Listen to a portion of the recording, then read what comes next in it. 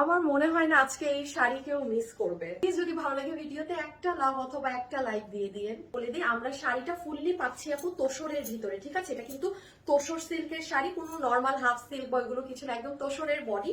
আর শাড়ির লাস্টের দিকে গেলে আমরা শাড়ির সাথে ব্লাউজ পিস এই যে রানিং এ পাবো। হ্যাঁ, ব্লাউজে আপু কোনো কাজ দেয়া নেই, স্বাভাবিক এটা ফুললি কিন্তু ডিজিটাল প্রিন্ট।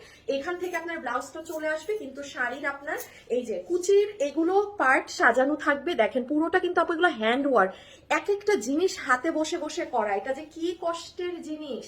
যদি আপু আঁচলের কথা বলি, আঁচলটা জাস্ট দেখেন, মানে কি সুন্দর সাজানো। এই জিনিসগুলো খেয়াল করেন, এই যে একটার ভিতর দেখছেন না একটা মিরর লাগিয়ে, মিররটা পর্যন্ত ওভারলক করা।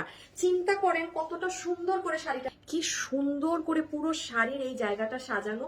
এটা হাতে না পেলে কেউ বুঝবেন, মানে মাই গুডনেস আমি কোনটা রেখে কোনটার কথা বলবো। হ্যাঁ, এই যে কামদানি স্টাইলে পুরো জিনিসটা এইভাবে করে, এগুলো সম্পূর্ণ ডিজিটাল প্রিন্ট, পুরোটা সাজানো। এটা আমি খালি ধরি, আপনারা দেখেন। হ্যাঁ, আমি জাস্ট এই যে এরকম করি, এটা করা ছাড়া আমার আর কিছু করার নেই।